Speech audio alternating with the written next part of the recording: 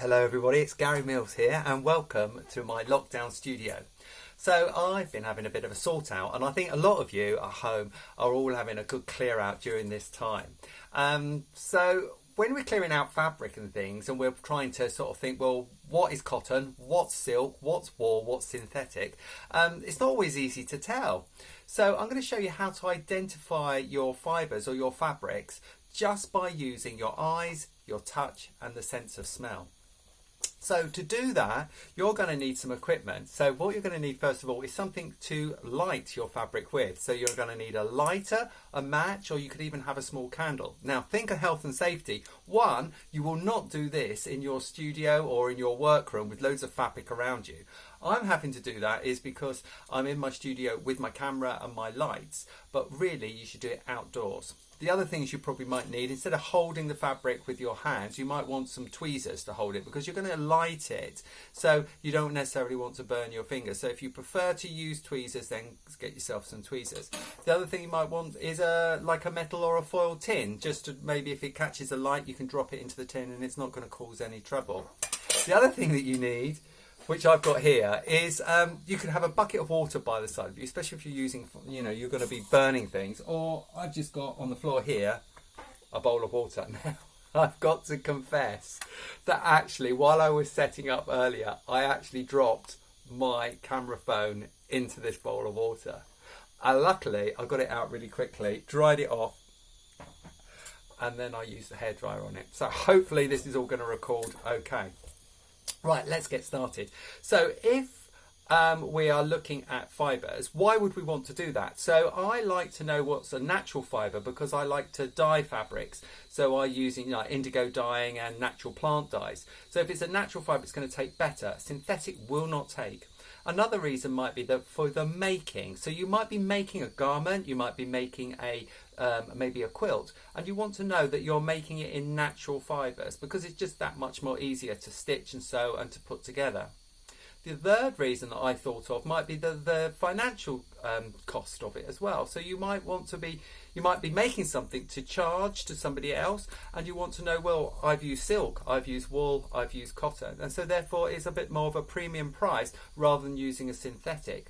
It works the other way round as well. So when you're buying fabrics, you want to assess that something quite expensive should be natural fibre rather than something at the cheaper end of the market. Yeah, you might find a bargain and be really lucky, but it might be synthetic. And that's why I'm going to just show you, because sometimes you can come unstuck thinking that you've bought something that is a natural fibre and in fact it's not. Okay, right. So if we look at synthetics, they would be like, we'd be talking polyester and nylon. If we're talking naturals, we're talking some which are protein-based fabrics. So that it would be, for example, a wool or a silk, which would be protein-based in origin. Or there is a plant-based or cellulose-based in origin, which would be your cotton, your linen, your jute, and on those lines. You can even get fabric made from bamboo today. So they would be on the plant cellulose category.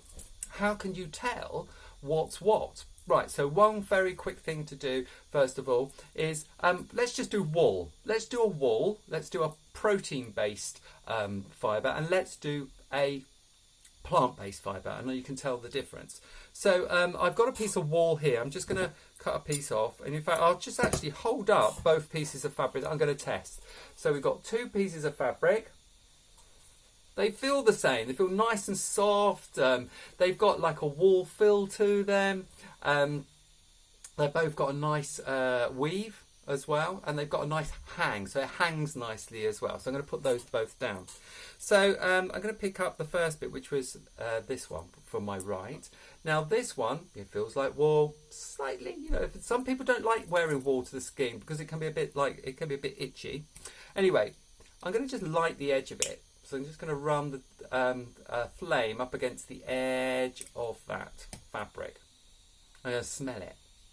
And it smells like burnt hair. Some people say it's burnt hair or burnt feathers, but it smells of burnt hair. But this edge, again, where the edge has been burnt, if you just rub it right between your fingers, what's ever there on the edge just disintegrates and goes into a powder. So my estimate, what that is wool. Okay, so that's animal protein based, that's wool. Let's go to the other one. So we've got the other fabric that I had. Looks and feels exactly the same. It's brushed, it's got a nice sort of feel to it. It feels nice and soft on my face. So I'm going to just light that. So I'm going to just light the edge of that. Catches quite well, doesn't it? So the flame, notice that as well. The flame catches well. Whereas it didn't really catch on the wool. So the wool is slightly retardant to flames. Now, it smells of burnt paper. So this smells of burnt paper, and that tells me that that's actually cellulose or plant-based. So plant-based smells of paper, burnt paper, and that black edge, very similar, goes very powdery. But it's not got, I wouldn't say it's gone crusty, it's gone just very, very light powder to it. So that one is actually cotton, even though it felt like the similar to the wool. Okay, what else we got? Let's do some silk, okay, or something that looks like silk. I've got this lovely, I've got two things that look very silky like. So I've got both of these, which are satins, nice satin. I've got a bit of satin here and a bit of satin here. This one, I'm going to do a little test on this one first of all. So this one is the satin.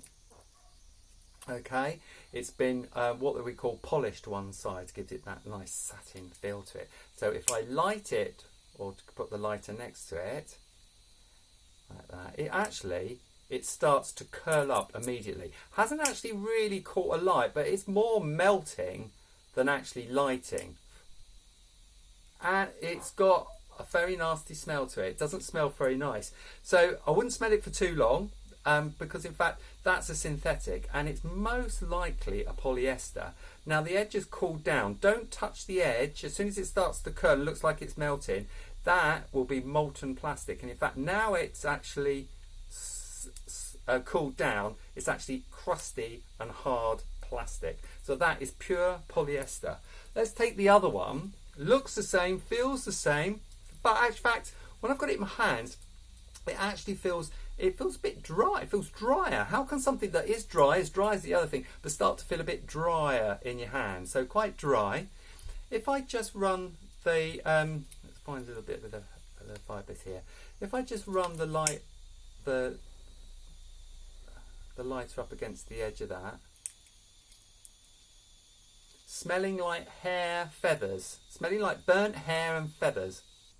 Smells, and all at the edge there, it's just got little crusty beads at the end there, but I can crush those beads instantly. So between my finger and my thumb, they've just crushed away. So that is 100% silk. So that's silk. Another one that you think could be misleading as well. So first of all, we've got some net. Now most tulle net, like for veils, you can use this in embroidery. You would think would be synthetic. So this one, instantly with the lighter, it just melts away and smells, in fact this doesn't smell very nice, this one smells fishy. So that is, and it's all crusty and hard on the end. Definitely nylon tulle. But here looks looks the same, but in fact doesn't feel the same. It's got that drier quality to it. Another bit of net, hangs differently actually. It's not so stiff. It hangs a bit more drapey, what we'd call drapey. And when I light this, let's just put the flame to that, burns quite quickly, but smells of the burnt hair and feathers. And again, the little beads that have gone crusty at the end crush in my hand and go all powdery. So that is a silk tulle, so a silk net. So that's lovely, hangs beautifully. Okay, lastly, the thing that people really ask me about and quite often say, Gary, what is this? Is polyester cotton. Now I'm not dishing polyester cotton at all, because it has its place within textiles, and you've got some lovely prints and lovely colours, and it's affordable and it makes lovely clothes. But if you want natural cotton, you want to know what is synthetic and what is cotton, and sometimes that's really difficult to tell. So what do you do? So I've got a piece of fabric here, this piece of fabric here. So this one is cotton, so it feels the same, and it feels the same as this one here. So I'm going to just light the edge of the cotton. So the cotton will burn quite quickly, and I'm going to put it out, and it smells of burnt paper, and it all goes powdery at the edges. Whereas a polycotton, let's take this polycotton. So again, we're going to light it on the edge, turn it out. It has actually curled over slightly on the edge, but smells of burnt paper. But when it's cooled down, that edge is not powdery, that edge is really hard and crusty, which tells me it's actually plastic. So this is a mixture of polyester and cotton. Okay, well, that was just a quick overview of fibre content, and I hope you've learned something from that. Do have a go, not in your studio or in your workroom. Take the stuff outside, just in case we have a lot of fire on hands. I do not want to be responsible for burning people's houses down or anything like that. So hopefully you've learned something today.